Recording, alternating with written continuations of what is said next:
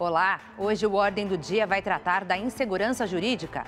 Troca de ofensas na mais alta corte brasileira, algo que deixa o país perplexo e os defensores do direito preocupados. A entrevista da semana é com o advogado José Rogério Cruz Tucci, presidente da Comissão de Direito Processual Civil, e a disputa pelo terreno no entorno do Teatro Oficina em São Paulo. Tudo isso e muito mais a partir de agora no Ordem do Dia, programa que une a TV Cultura e a OAB São Paulo.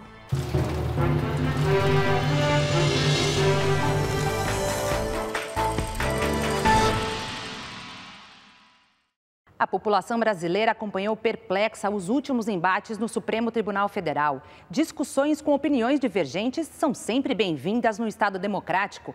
O que causa estranheza são as ofensas trocadas pelos ministros e tudo aberto ao público. São situações que reforçam a chamada insegurança jurídica.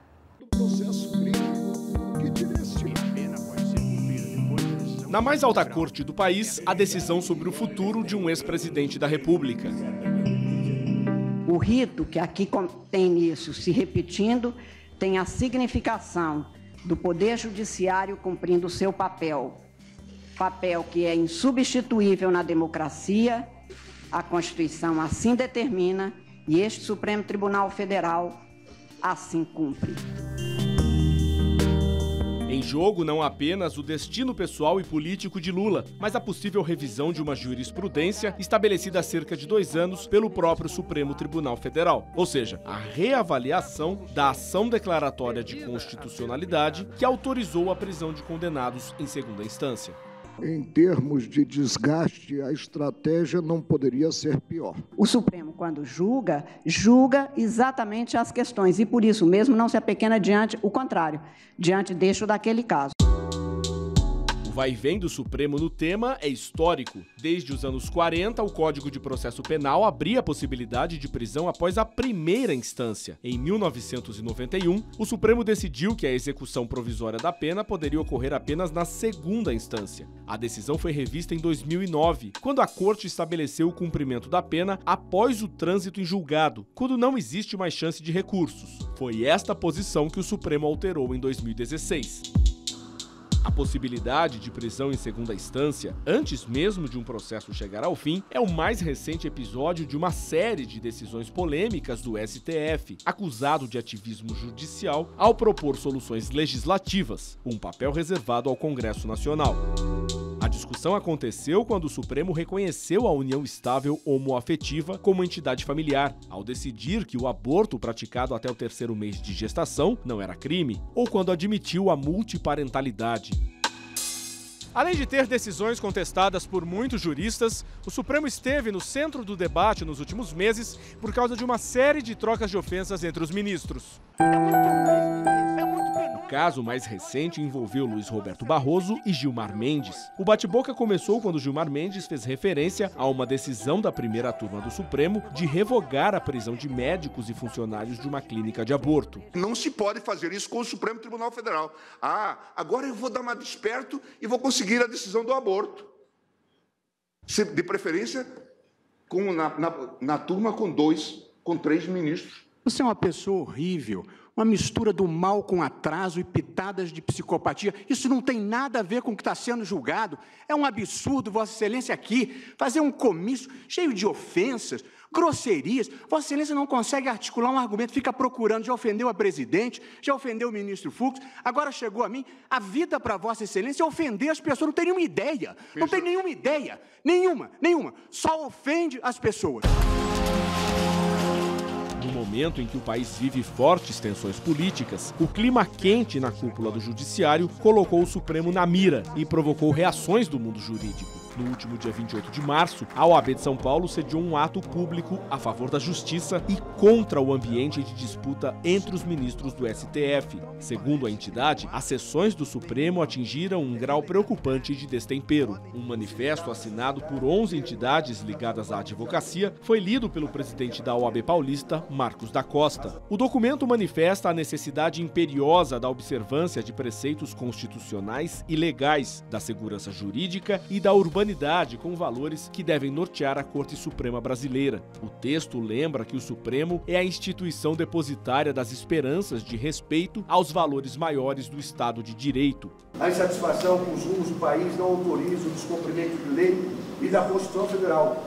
Tampouco autoriza definir novas regras, a não ser pelo processo legislativo articulado pelos representantes eleitos pelo povo, a fim de garantir que a harmonia e independência sejam asseguradas. Para os advogados, os desentendimentos no Supremo reforçam o aumento da intolerância e do arbítrio na sociedade. Por sua relevante posição de guardiã da Constituição, na busca por assegurar direitos para que a sociedade construa um país mais fraterno, justo e democrático.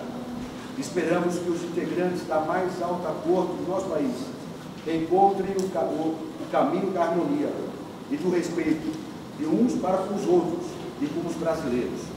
Nos discursos durante o evento, um apelo em comum para que o Supremo retome o papel de guardião da Constituição. Advogados lembraram que a Corte não pode legislar, nem mesmo diante de ações de inconstitucionalidade por omissão, casos em que o Legislativo deixa de cumprir seu papel. Nós não vamos permitir a usurpação de mandato popular.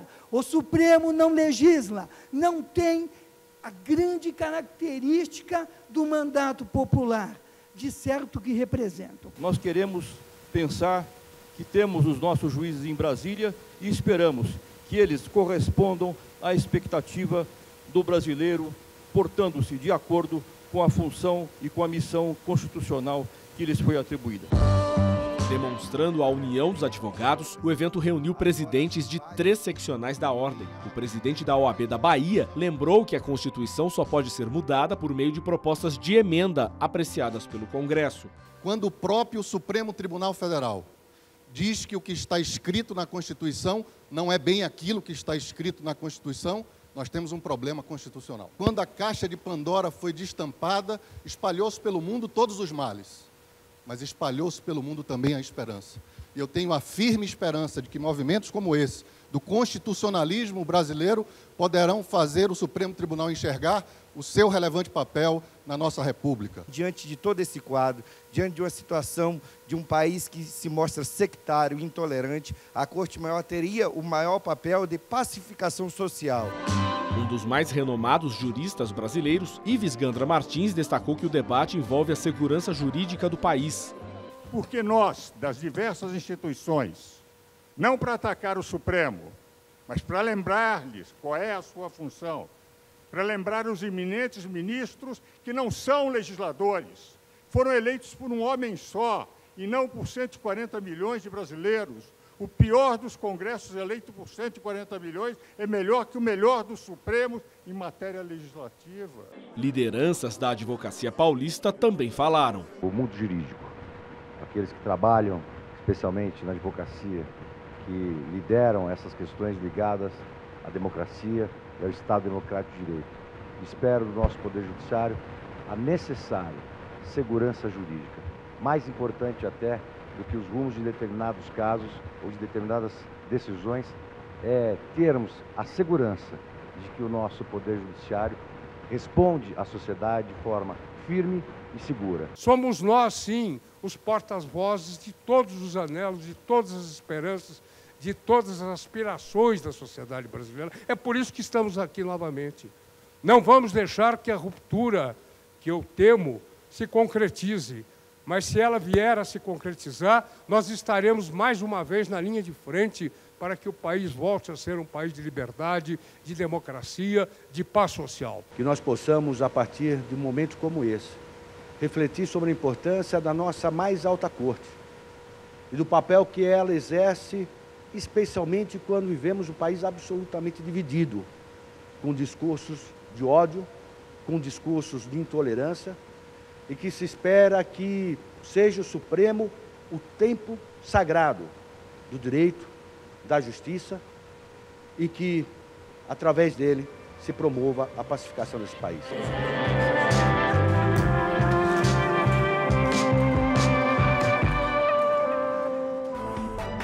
Veja a seguir a sensação de justiça quando um processo corre rápido nos tribunais e a falta de regulamentação ameaça leis que podem caducar.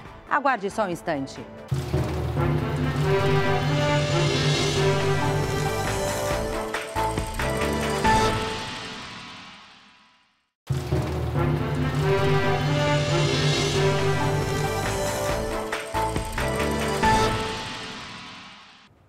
A falta de regulamentação e a demora na aplicação das leis provocam um clima de incertezas.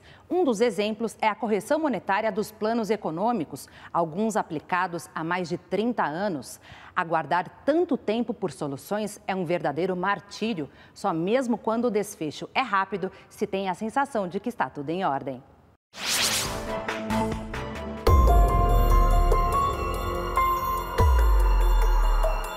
Uma jovem moradora de um bairro de classe alta em São Paulo é acusada de planejar o assassinato dos pais. A versão de que a morte do casal von Richthofen tinha sido um latrocínio foi rapidamente derrubada. As primeiras investigações levaram as suspeitas para a filha do casal, Suzane, o namorado dela, Daniel, e o irmão, Christian Cravinhos. Entre a data do crime, 31 de outubro de 2002, e a confissão dos três, se passaram 8 dias.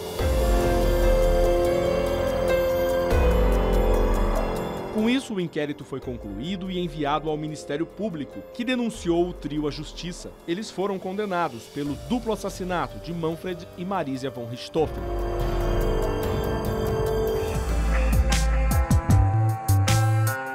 Do ponto de vista jurídico, o roteiro é semelhante ao de outro caso famoso, a morte de Isabella Nardoni. Na noite de 29 de março de 2008, a garota, de 5 anos, foi achada no jardim de um prédio na zona norte de São Paulo. Teria caído ou sido jogada do apartamento no 6º andar, onde moravam o pai dela e a madrasta. Em menos de uma semana, as investigações e perícias levaram as suspeitas para o casal. Após a mãe da garota prestar depoimento em 2 de abril, a justiça decretou a prisão provisória de Alexandre Nardoni, pai da menina, e de Ana Carolina Jatobá, a madrasta. No dia 18 do mesmo mês, o inquérito foi concluído pela polícia com o indiciamento do casal.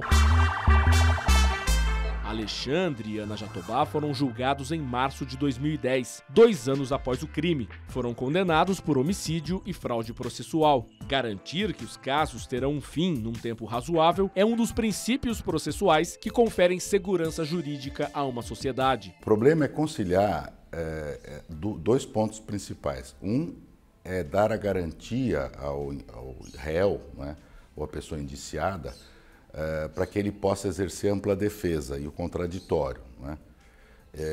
Tenha um advogado, possa fazer a sua defesa técnica, possa percorrer o sistema processual. Se o sistema processual oferece esses recursos, a pessoa tem direito a todos esses recursos, né?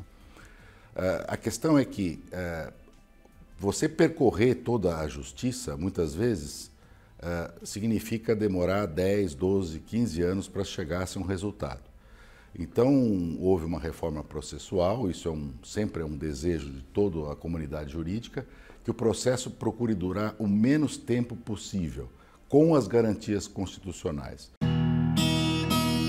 Na esfera civil, algumas iniciativas buscam garantir maior celeridade das decisões. O Código de Processo Civil, aprovado em 2015, por exemplo, deu prioridade à conciliação entre as partes e estabeleceu nas disposições transitórias que as ações já concluídas naquele momento deveriam ser julgadas com preferência aos casos mais antigos. Hoje, a regra é que todos os processos procurem a conciliação antes do julgamento. Então, é dever de todo juiz chamar as partes e procurar chegar a um entendimento, a um acordo, para evitar que esse processo se eternize na justiça. E não só o processo, porque de trás de um processo você tem um conflito, você tem um problema social. Então, para resolver o mais rapidamente possível. Na contramão de iniciativas para acelerar os julgamentos, algumas regras ainda esperam regulamentação para entrar em vigor de fato.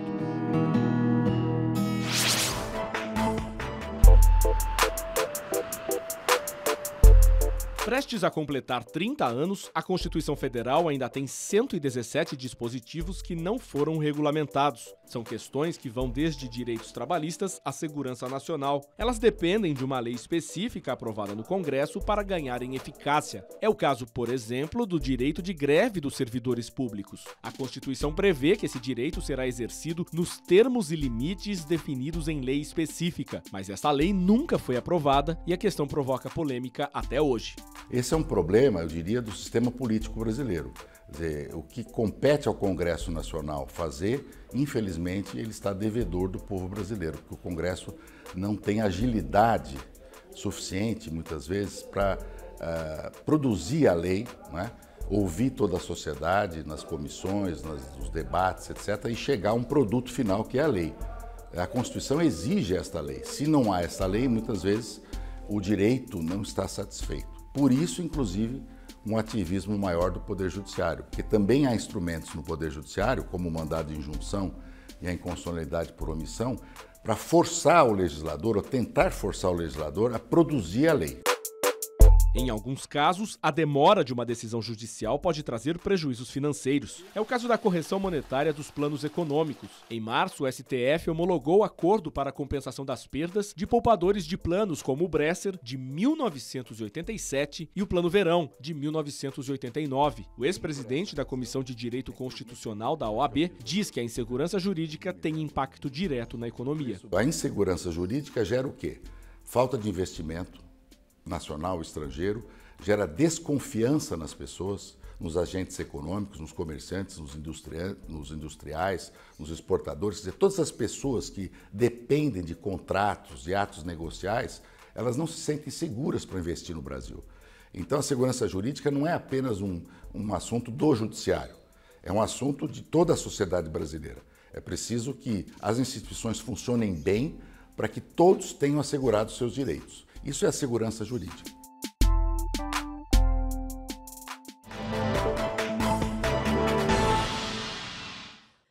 Oi, meu nome é Aniele, eu gostaria de saber se existe um prazo para jogar o processo. Rui Barbosa já dizia que uma justiça lenta é uma justiça falha. Isto é verdade, mas também a justiça, me parece, não pode ser muito rápida.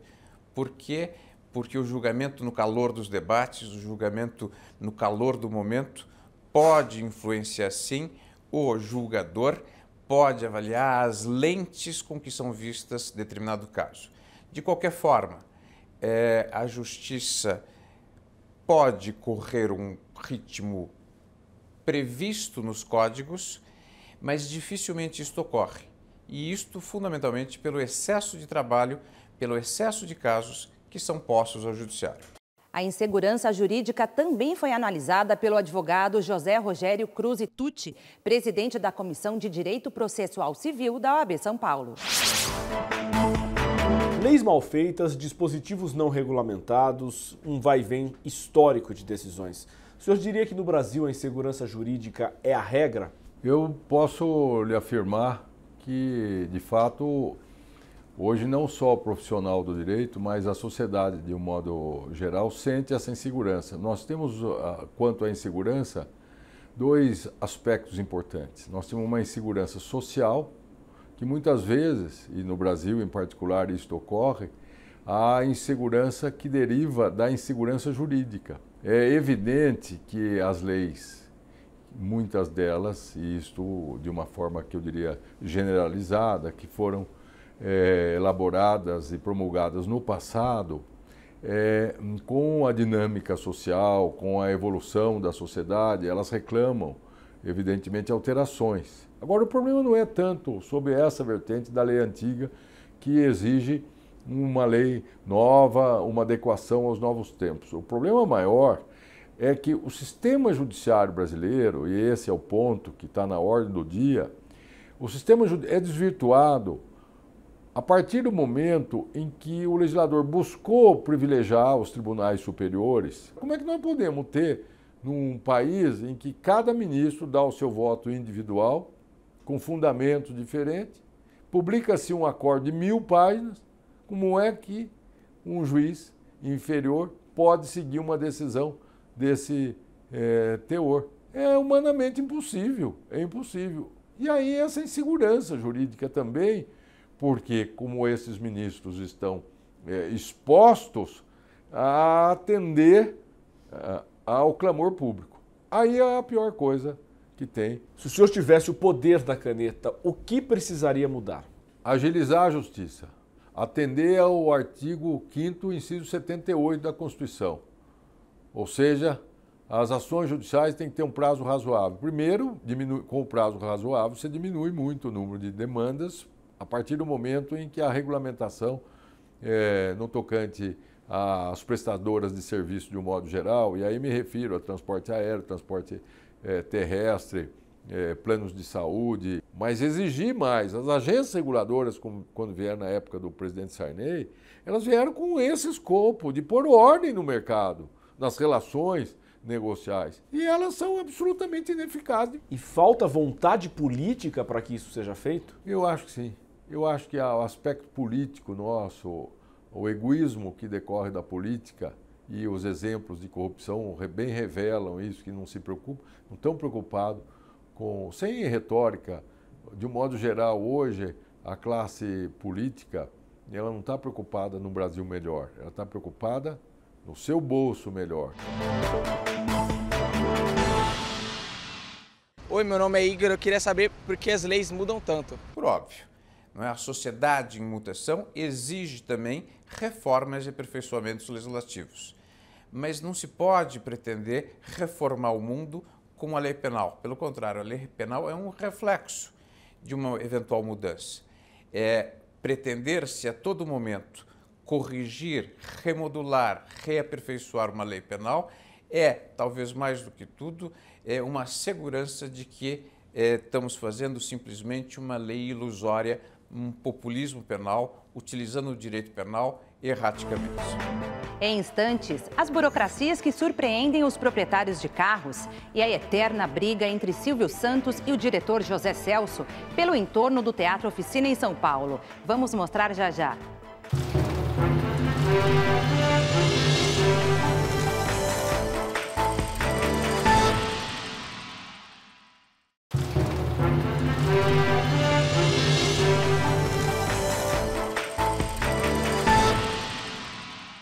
Proprietários de automóveis vivem se surpreendendo. Vira e mexe surge uma novidade envolvendo carros e motoristas. Fique por dentro.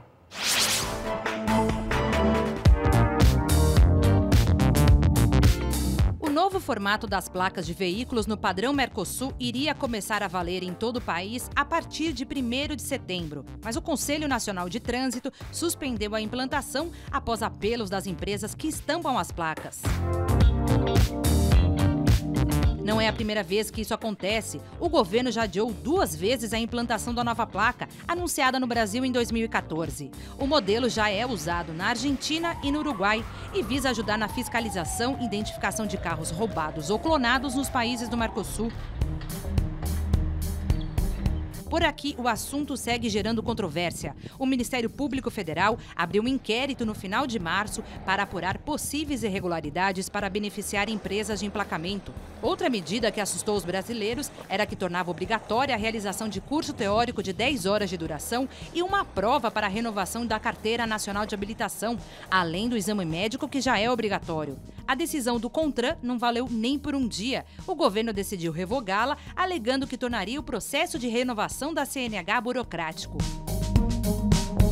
O vai e vem de medidas envolvendo motoristas e seus veículos no Brasil tem outros capítulos, como o do extintor ABC. Em 2015, o CONTRAN decidiu que todos os veículos deveriam ter o modelo, considerado mais eficaz. Só que o produto sumiu das prateleiras e a mudança foi adiada por 3 vezes. Em meio à polêmica, em setembro de 2015, o Conselho Nacional de Trânsito decidiu que o extintor seria opcional. Parece um roteiro de um dramalhão vivido por 2 dos mais prestigiados artistas brasileiros. O caso envolve a área onde está o Teatro Oficina e um processo de longa data. Vamos entender essa história no Espaço 10. Eu trouxe bexigas verdes. Alô? Uma briga fora dos palcos que se arrasta há 37 anos. A disputa em foco é este terreno de 11 mil metros quadrados no entorno do Teatro Oficina, no tradicional bairro do Bexiga, região central de São Paulo. O dramaturgo e diretor do teatro, Zé Celso, luta para continuar o projeto arquitetônico do teatro, assinado por Lina Bobardi. A construção, tombada pelo Conselho de Defesa do Patrimônio Histórico desde 1983, está inacabada e a ideia é criar um parque ao redor do teatro. Ela previa a continuação dessa rua para que ela desembocasse numa área, num teatro público, a céu aberto, o Teatro do Estádio. Então, ela já teve essa ousadia de fazer um projeto num terreno vizinho, numa área privada, mas que ela viu um potencial ali de uso público que se sobrepunha a esse interesse privado.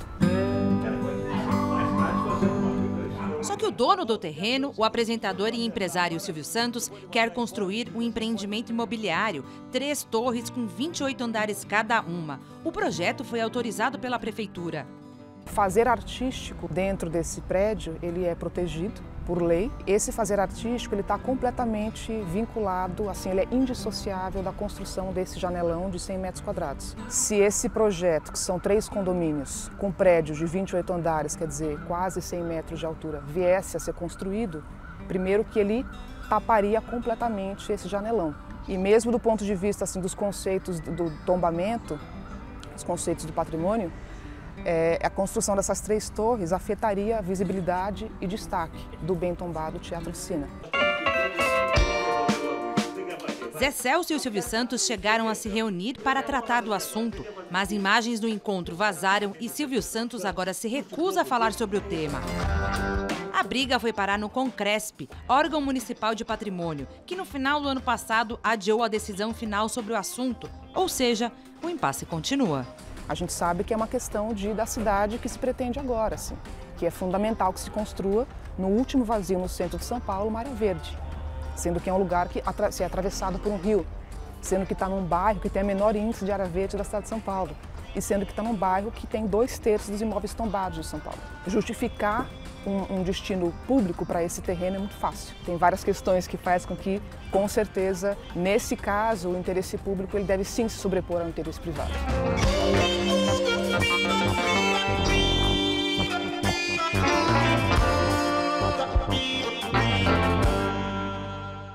Esta edição do Ordem do Dia está terminando. Voltamos na semana que vem, sempre com um tema diferente. Ordem do Dia é programa que une a TV Cultura e a Ordem dos Advogados do Brasil, Seção São Paulo. Tchau, boa semana.